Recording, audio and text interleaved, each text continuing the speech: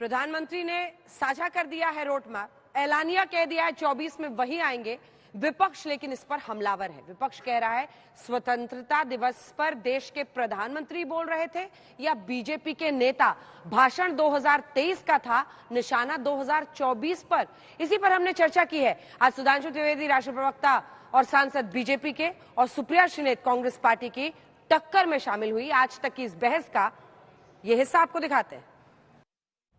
सुधांशु त्रिवेदी जी राष्ट्रीय प्रवक्ता और सांसद भारतीय जनता पार्टी के हमारे साथ जुड़ गई हैं। सुप्रिया श्रीनेत जी हमारे साथ कांग्रेस पार्टी की राष्ट्रीय प्रवक्ता जुड़ गई हैं। सुधांशु जी, आपके साथ शुरुआत करते हुए, विपक्ष और खास तौर पर मल्लिकार्जुन खड़गे कह रहे हैं कि 24 के चुनावों में जीत का दम भर यह कहना कि अगले साल भी 15 अगस्त को लाल किले पर मैं ही तिरंगा लहराऊंगा, क्योंकि जो भी सरकार बनेगी वो बन जाएगी मई के अंत तक। ऐसे में मल्लिकार्जुन खड़गे का कहना है कि यह अहंकार है, लोकतंत्र का ढोल पीट रहे हैं, लेकिन विपक्ष की आवाज को बंद कर रहे हैं, संसद में माइक बंद कर रहे हैं।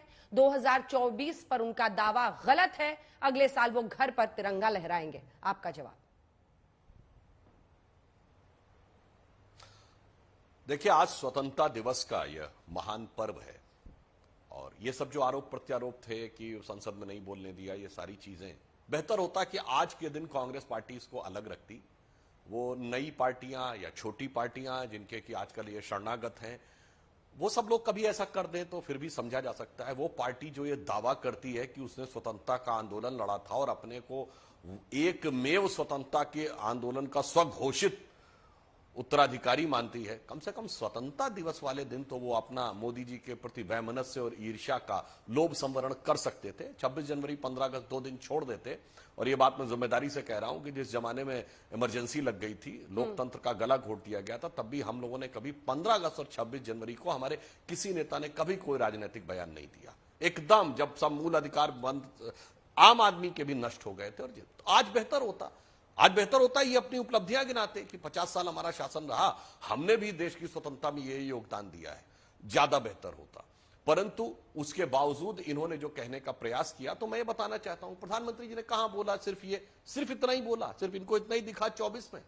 मान्यवर प्रधानमंत्री जी ने पिछले स्वतंत्रता दिवस से लेकर इस स्वतंत्रता दिवस तक अमृतकाल की बात की, यानी 25 वर्ष आगे 2047 का भारत। और आज का एक वाक्य आपको ध्यान है, उन्होंने क्या कहा? भारत उस युग में से गुजर रहा है 25 वर्ष जो आने वाले 1000 साल तक भारत का आधार बनाएंगे।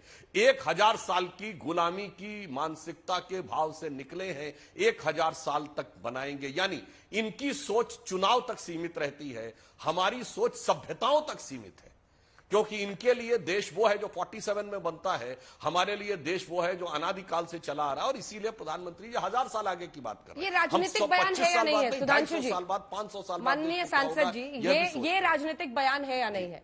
लाल किले को कहा जाता है कि राजनीति नहीं, राष्ट्र नीति का मंच होता है। पीएम को भी पता है, सबको पता है देशवासियों को कि चुनाव के बाद तय होगा अगला पीएम कौन बनेगा, और अगला पीएम जो भी बनेगा वही 15 अगस्त को तिरंगा लहराएगा लाल किले पर। तो जब पीएम ने दावा कर दिया अगले साल भी मैं ही लहराऊंगा, ये राजनीतिक बयान है या नहीं? एक छोटा सा जवाब, जिसके बाद मैं सुप्रिया जी के पास जाऊंगा। बहुत आपने जो प्रश्न पूछा है, बहुत स्पष्ट रूप से प्रधानमंत्री जी ने 10वीं बार लाल किले से ध्वजारोहण करते हुए यह भी बताया कि जनता की शक्ति के आधार पर हुआ है।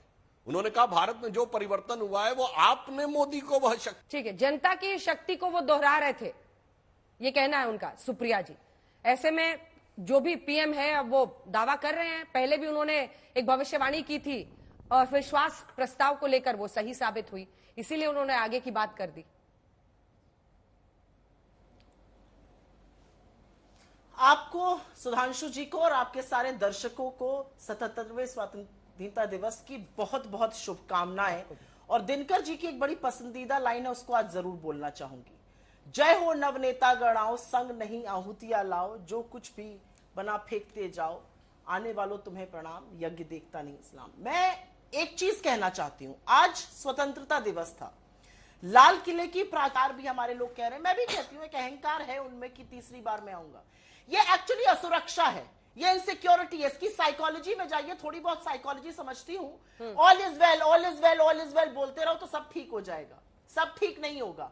आपके झोला उठाने का वक्त इस देश ने तय कर लिया आ गया है, और वो झोला तो आपको उठाना पड़ेगा। सुरक्षित महसूस कर रहे हैं क्या प्रधानमंत्री? ये उनका दावा है। उनका कहना है कि ये जो विरोधी गठबंधन है, एकजुट हुआ है विपक्ष, जिसमें आपने भी कहा कि कांग्रेस पार्टी शरणागत हो गई है छोटी पार्टियों के सामने। वो कह रहे हैं कि दरअसल आप लोग इनसिक्योर हो गए हैं, सुरक्षित महसूस कर रहे हैं इस नए गठबंधन की ताकत के सामने, क्योंकि आपको भी पता है कि 38-42% वोट के साथ आपकी सरकार टिकी हुई है। सुधांशु जी, देखिए, वैसे तो आज के दिन मैंने पुनः अपने प्रथम वक्तव्य में कहा था, कांग्रेस पार्टी अपने स्वतंत्रता के इन 75 वर्षों में जो 50 वर्ष वो मीडिया स्वतंत्र हुआ, न्यायपालिका स्वतंत्र हुई, लोगों में जागरूकता बढ़ी, उत्तरोत्तर आपका पराभव और हमारा उद्भव हुआ। आज हम 8वें दशक में हैं स्वतंत्रता के। अंजना जी, मैं बता देना चाहता हूं, इन द डिकेड ऑफ 50 मुख्य विपक्षी दल बने। 90 के दशक का अंत और 2000 के दशक के शुरू में हम केंद्र में सत्ताधारी गठबंधन का नेतृत्व करने वाले दल, और 2010 के दशक में मोदी जी के नेतृत्व में स्पष्ट बहुमत से फिर लगातार दूसरी बार सत्ता में आने वाले दल। तो यह हमारा उत्तरोत्तर विकास है। हमारा परसेंटेज ऑफ वोट कंटिन्यूअस बढ़ा है विद एन एक्सेप्शन ऑफ 84, और कांग्रेस का कंटिन्यूअस गिरा है विद एन एक्सेप्शन ऑफ 84।